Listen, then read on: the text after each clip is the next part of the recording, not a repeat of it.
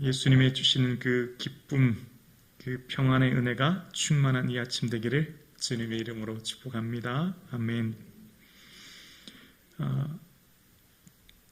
유대인은 율법으로, 헬라인은 철학으로 구원을 찾지만 우리의 구원은 오직 복음에 있고, 그 복음은 하나님은 우리를 의롭다 하시는 것을 이야기합니다. 율법을 통해서 하나님의 진노를 이루게 되는데요, 그 진노가 무엇인지 깨닫게 되면 우리에게 받은 의가 얼마나 크다는 것을 알게 됩니다. 내가 복음을 부끄러워하지 아니하노니 이 복음은 모든 믿는 자에게 구원을 주시는 하나님의 능력이 됩니다. 진노에 대한 두려움에서 구원으로, 예수 그리스도를 통한 사망에서 생명으로 얻은 이 은혜를 오늘 본문이 계속해서 이야기합니다. 그래서 지난 시간 우리는 이제 그 예수 그리스도를 통하여 하나님과 화평을 얻게 되었고, 그래서 화평을 누리자라고 5장 1절이 시작합니다. 지금 이곳에서 주님에게 주신 화평을 누리며 살아가라 이야기합니다. 어떻게 해요? 우리가 그 하나님의 영광을 바라보고 즐거워하고 기뻐하는 것, 우리가 그 하나님의 영광을 자랑하는 것, 우리의 자랑은 영원한 하나님 나라, 그 영원한 영광이 우리에게 자랑이 되는 거죠.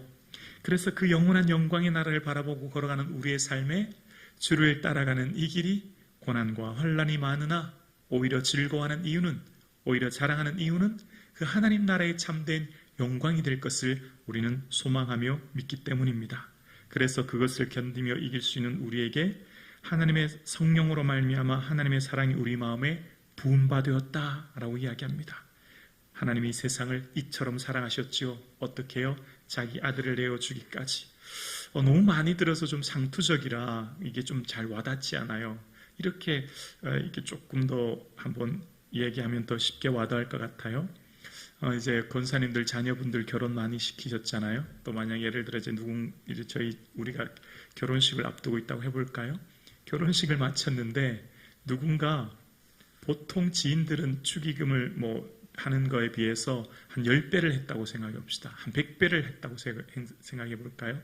예를 들어 누군가 내게 지인이 한 1000만을 축의금 했다고 생각해 봅시다.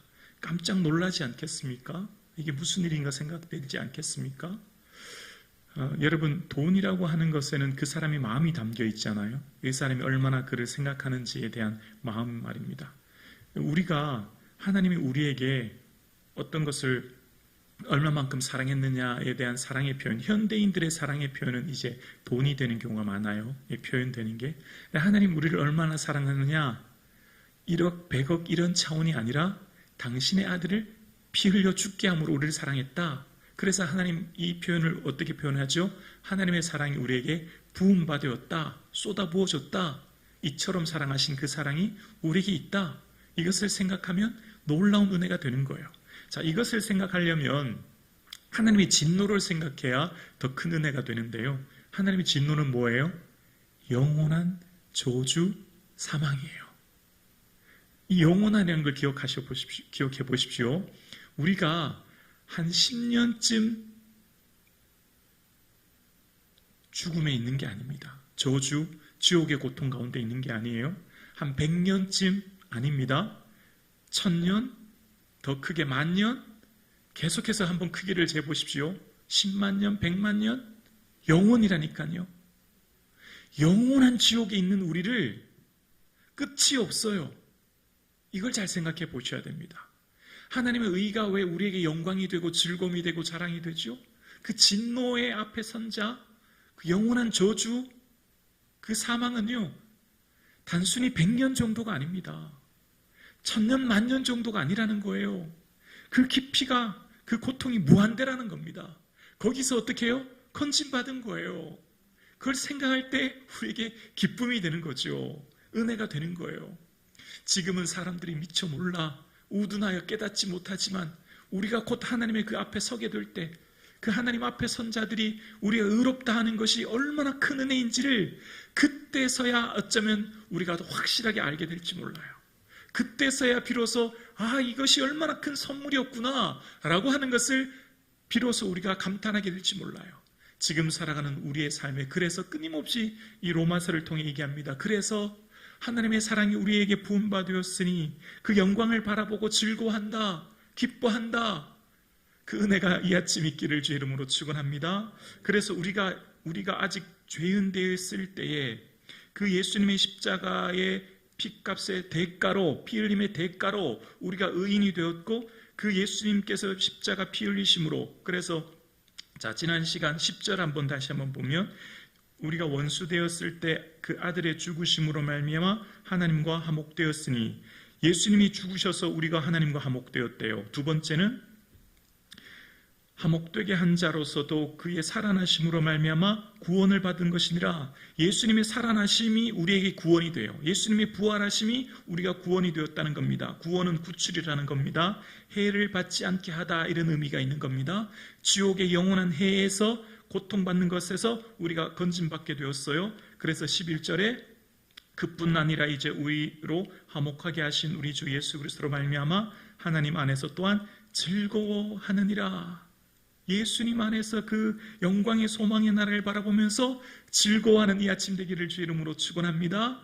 여기까지가 지난 시간 주신 그 풍성한 은혜와 열매라면, 오늘은 좀 뿌리를 살펴보는 시간이에요. 그 근원적인 거, 어떻게 우리가 이 큰 은혜를 얻게 되었나라고 하는 그 근원적인 뿌리를 이렇게 좀 살펴보는 시간인데요. 자, 오늘 본문 12절이에요. 그러므로 한 사람으로 말미암아 죄가 세상에 들어왔고 죄로 말미암아 사망이 들어왔나니, 이와 같이 모든 사람이 죄를 지었으므로 사망이 모든 사람에게 이르렀느니라. 자, 오늘 본문에 나오는 죄라고 하는 것은 어떤 한 사람의 행동을 특정 짓기보다는 어떤 세력이라고 표현하는 게 더 맞을 것 같아요. 그러니까 한 사람이라고 하는 것은 이제 아담을 말하는 거지 않습니까? 첫사람 아담. 아담이 히브리어 원어상 사람이란 의미거든요.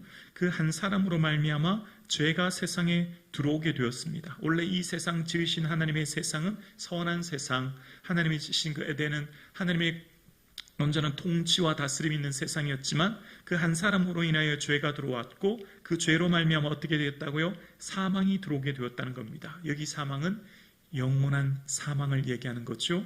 그 영원한 사망을 들어오게 되었고, 그래서 12절 후반절에 이와 같이 모든 사람이 죄를 지었으므로 사망이 모든 사람에게 이르렀느니라 라고 오늘 본문에 이야기하고 있습니다.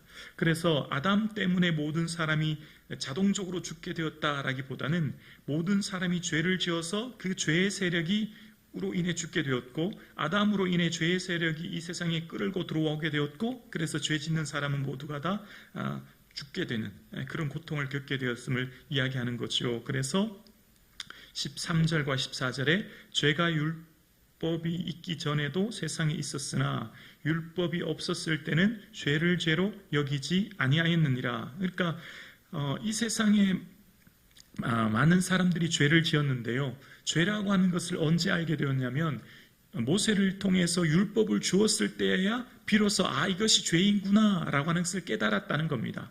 그러니까 율법이 있기 전에도 죄는 있었지만 그것을 사람들이 자각하지는 못했다는 거예요. 그래서 14절에 그러나 아담으로부터 모세까지 아담의 범죄와 같은 죄를 짓지 아니한 자들까지도 사망이 왕노릇하였나니 아담은 오실 자의 모형이니라. 자, 여기 모형이라고 하는 것, 찍어낸 모양이라는 거예요. 뭐가 있기 때문이죠?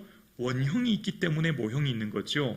원형 따라서 모형을 만드는 거죠. 그러니까 이 모형이라고 하는 것은 어쩌면 표상이에요. 이 모형은, 원형은 아담이라면, 첫사람 아담이라면 원형은 누구죠? 마지막 아담이신 예수 그리스도가 되는 것입니다. 그 예수 그리스도의 오실, 원형 대신 예수 그리스도를 오실 것을 본받아서 이 모형된 아담이 왔는데요. 자, 오늘 본문의 14절 후반절에 보실까요?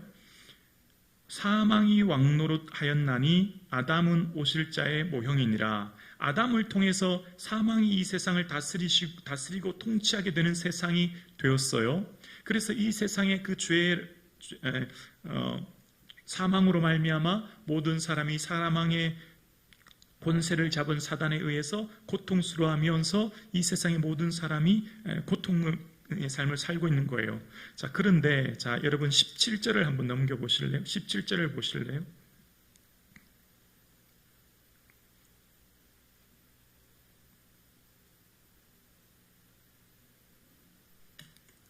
한 사람이 범죄로 말미암아 사망이 그 한 사람을 통하여 왕노릇하였은지 더욱 은혜와 의의 선물을 넘치게 받은 자들은 한 분 예수 그리스도를 통하여 생명 안에서 왕노릇하리로다. 자, 우리는 의롭다 칭함받은 우리는 예수 그리스도께서 주시는 의의 선물로 말미암아 생명 안에서 왕노릇하게 되었습니다. 생명 안에 온전한 통치와 다스림 안에 거하는 자가 된 거예요. 그러니까 이렇게 보면 돼요. 여기서는 계속 대조를 하고 있죠. 예수님으로 말미암아 우리는 죄 대신 의를, 예수님으로 말미암아 사망 대신 생명을, 예수님으로 말미암아 우리는 심판 대신 영생을 얻게 된 거예요. 아담은 계속해서 범죄를 이야기하고 예수님을 인하여서 계속해서 은혜의 선물을 얘기하면서 계속해서 대조를 이루고 있는 것입니다. 그래서 지금 우리는 어떻게 해요? 생명 안에 왕노릇하는 삶을 우리가 지금 살게 된 거예요. 예수님 안에 주시는 풍성한 구원의 감격 속에 우리 모두가 진리 안에 자유와 기쁨과 평안함에 주님이 주신 그 생명 안에 충만한 기쁨을 우리 모두가 누리고 여기에서 즐거워하고 기뻐하고 감사하는 삶을 우리가 살고 있는 것이죠. 아멘이십니까?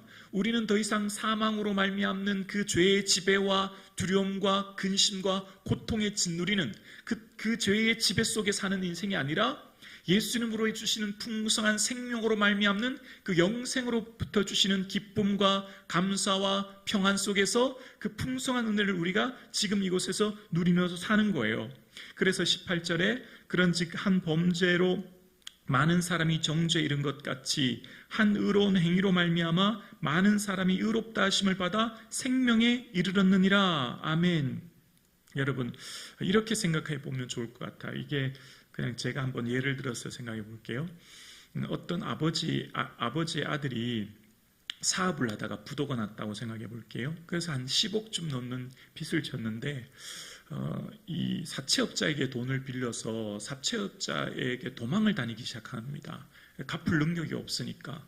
그래서 이것저것 도망 다니고 연락이 잘 안 되는 겁니다. 그런데 아버지가 뒤늦게 그 소식을 듣고 아들이 사채업자에게 고통당하는 얘기를 듣고는 아버지가 자기 아파트도 팔고 그 돈을 마련해서 그 사채업자에게 빚을 갚았어요.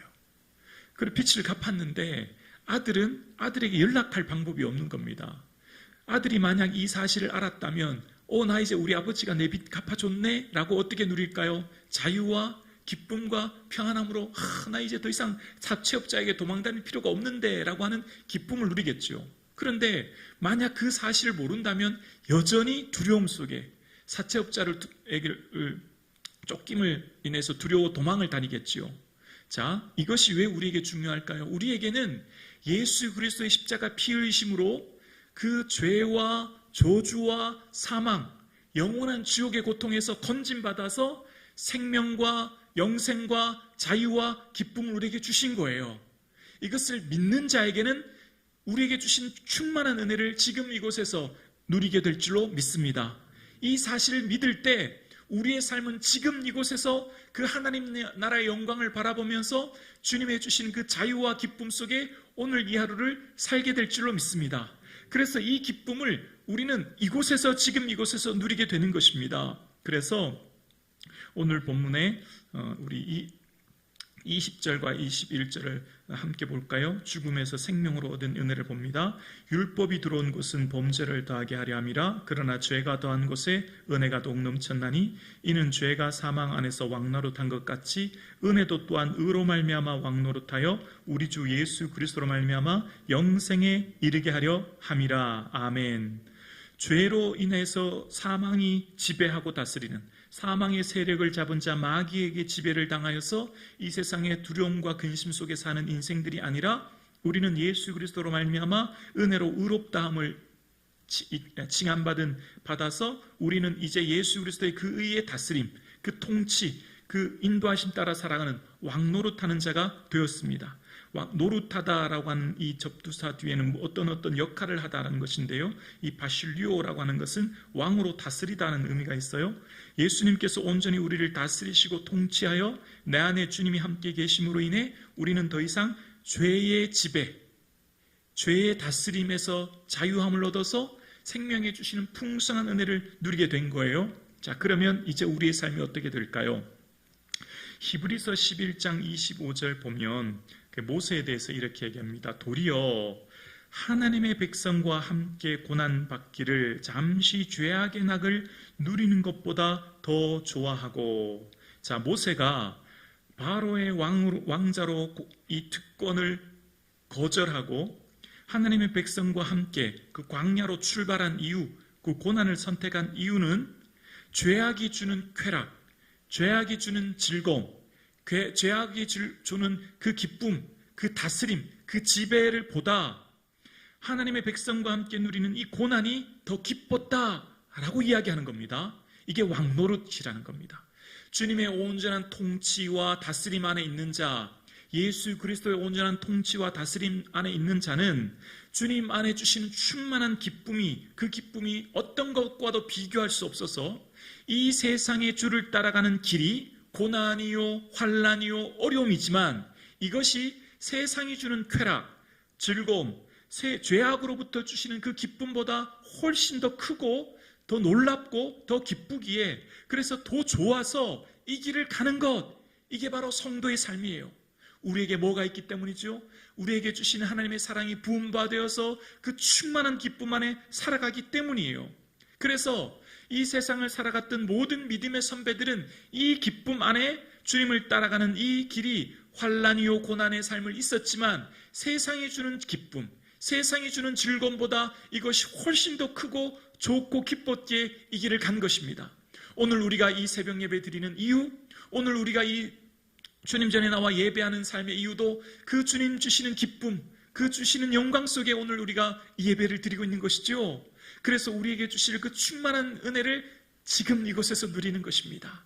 지금 이곳에서 주의 주시는 충만한 기쁨 속에 세상이 주는 즐거움과 세상의 가치를 따라가는 인생이 아니라 주님이 주시는 충만한 은혜 속에 생명 안에 그 영원한 기쁨 안에 이 하루를 살아가는 하루 될 수 있기를 주님의 이름으로 축원합니다.